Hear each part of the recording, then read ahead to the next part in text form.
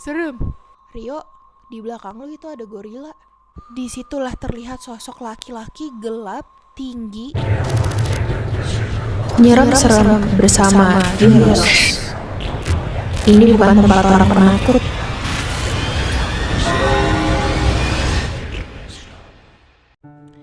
Hai guys, kalian ada di Nyerem Serem Universe YouTube, CLA Universe. Kali ini gue akan bacain pengalaman-pengalaman serem yang dikirimin langsung ke gue nih. Bedanya di sini gue akan ceritain kembali, bukan dibacain kayak di TikTok ya. Kali ini gue mau bacain cerita terviral gue di TikTok dan tertua nih. Awal-awal gue bacain cerita horor. Jadi kali aja kalian baru kenal gue, terus nggak sempat scroll cerita horor terlama gue karena banyak banget ya. Tonton aja di sini. Cerita pertama ini cerita yang pertama kali dikirimin ke gue. Padahal anehnya, dulu gue tuh ceritanya cerita lucu guys di TikTok. Gak tahu kenapa gue dapet kiriman DM TikTok dari orang ini nih. Mas, kalau masnya nonton nih ya, gara-gara mas saya jadi baca cerita horor mulu yang tadinya lucu. Tapi akhirnya ini yang membuat gue sampai lanjut sampai sekarang bacain cerita serem. Jadi kalian udah siap belum merinding rame-rame? Pada tahun 2020 awal, sebelum adanya corona, mereka studi tour nih ke Bali. Mereka dapat villa murah, 2 villa, cewek dan cowok dipisah. Singkat cerita aja, sehabis maghrib mereka nyampe di sana, mereka makan, sholat bersama, terus ngobrol-ngobrol sampailah di pukul 8. Di situ mereka udah masuk tuh ke kamar, ber-13, satu kamar itu. Nah, narasumber ini punya temen namanya Rio. Rio ini ngajak cerita-cerita nih, cerita random aja lah. Tapi saking serunya mereka cerita-cerita sampai nggak tahu nih kalau ternyata udah jam 10.30. Dimana di situ ruangan tuh terasa dingin tiba-tiba. Rio masih tetap mau lanjutin cerita. Padahal mereka tuh ingat yang punya villa ini sempet kayak ngasih warning ke mereka. Ngomongnya gini tapi, adik-adik nanti kalau udah malam jangan berisik ya ngomongnya. Saya cuma gak mau nanti ada yang iseng. Mereka nganggep remeh warning yang punya villa ini. Mereka masih tetap lanjut ngobrol-ngobrol nih. Sampai akhirnya di dinding itu kayak tiba-tiba ada yang duk gitu. Di tembok sebelah lemari. Yang lain nih yang gak ngikut ngobrol tuh kan udah pada tidur tuh. Sampai kebangun. Rio nih emang yang paling rebel. Yang paling suka nantangin dan gak takutan gitu loh. Terus si Rio bilang lah spontan nih. Punten, sahaya. Gak ada yang jawab, entah mengapa mungkin mereka nge-expect itu manusia kali ya. Nah si Andi, temennya satunya lagi, kesel. Heran gue juga kenapa dia kesel tiba-tiba, mungkin karena udah ngantuk gitu. Vibesnya udah mau tidur, tapi dia malah kagak tidur. Si Andi dengan keselnya malah ngetok balik itu dinding. Duk, kenceng. Terus ngomong kata kasar.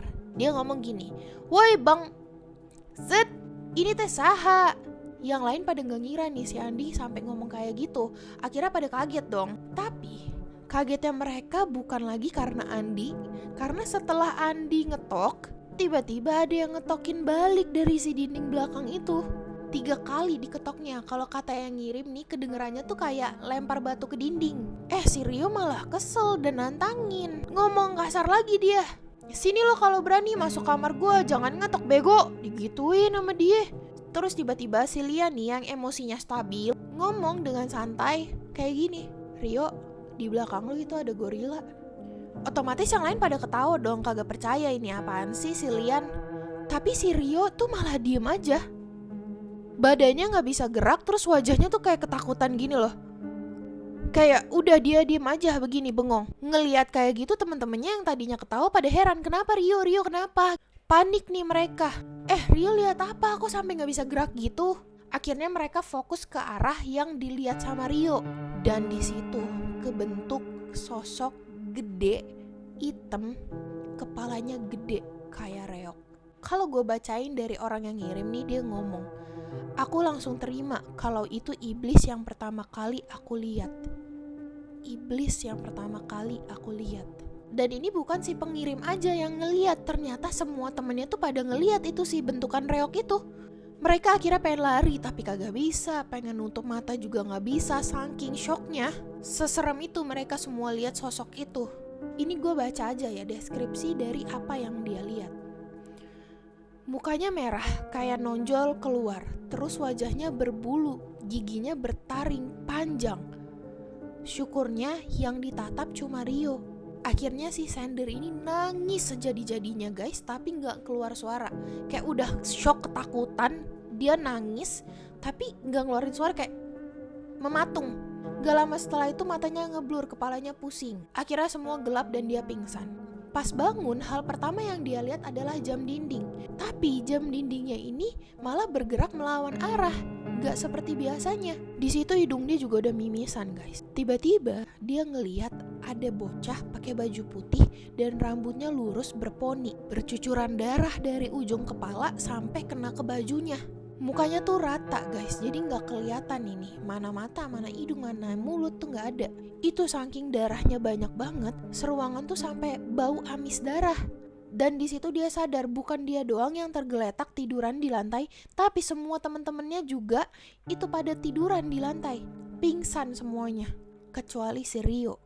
Rio masih duduk tegap dengan ketakutannya. Dan si bocah tadi nih kayak iseng ya, narikin kaki kakaknya yang ngirim cerita, maksud gue. Dia ngeliat si Rio, di kanannya Rio itu ada perempuan, rambutnya panjang sampai kaki dan pakai baju adat Bali. Sebelah kirinya ada kepala buntung, gak ada kepalanya tapi ada badannya.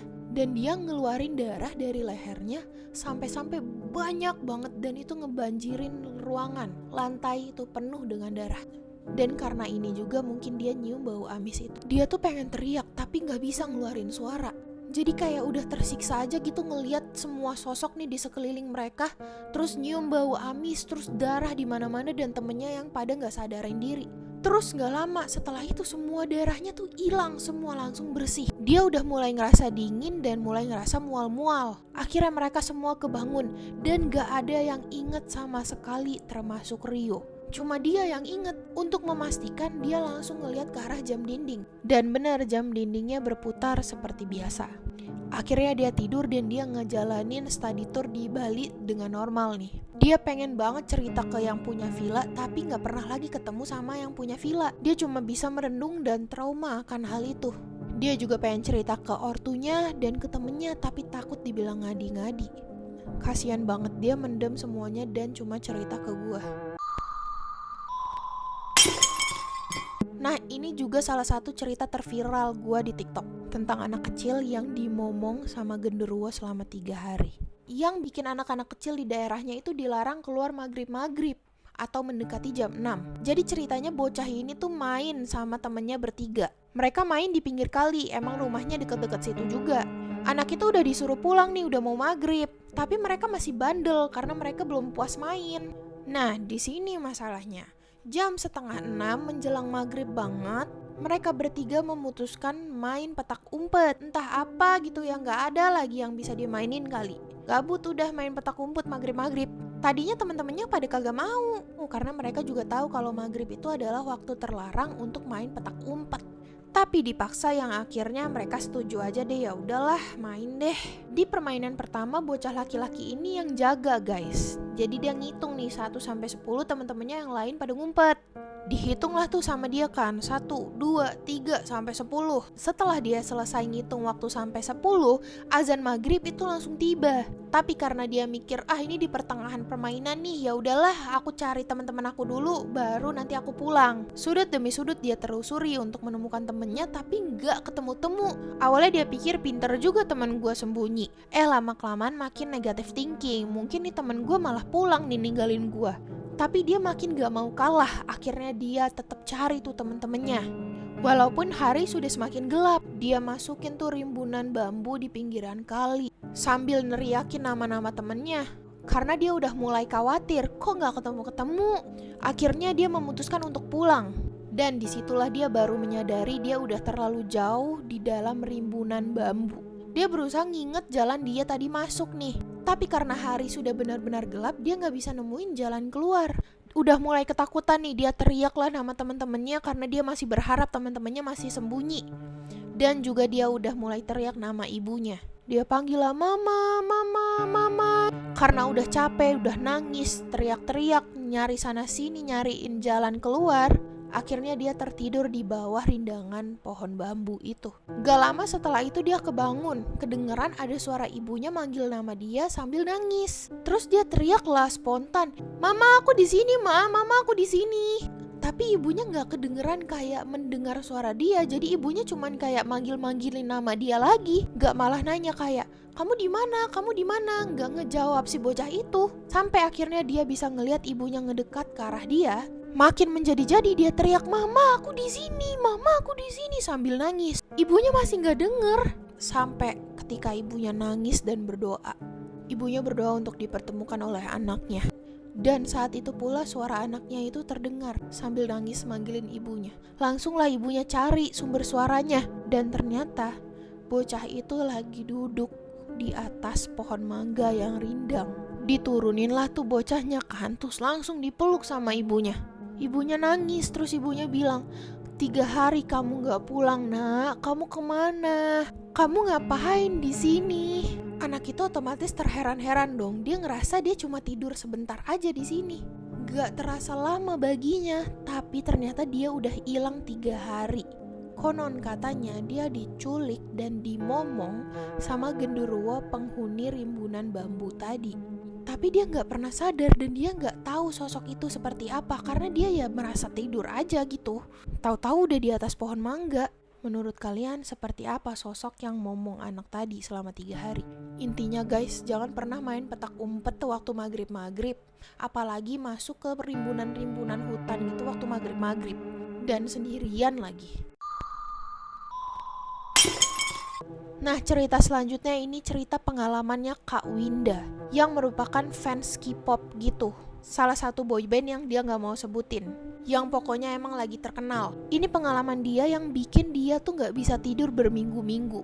Seperti anak SMP lainnya, dia ini suka K-pop. Suka banget sama salah satu boyband yang dia gak mau nyebutin. Katanya sih ya, mending gak usah dikasih tahu ya, biar gak menyerang fans nantinya, katanya gitu. Winda termasuk fans yang suka ngoleksi poster dan photocard. Biasanya poster yang dia koleksi itu dia tempel di dinding kamarnya. Dan wajib banget harus terlihat jelas dari kasurnya. Jadi supaya pas waktu dia tidur dia bisa langsung ngeliat itu idol-idolnya. Sebelum tidur dia terbiasa nih mandangin wajah-wajah idolnya nih.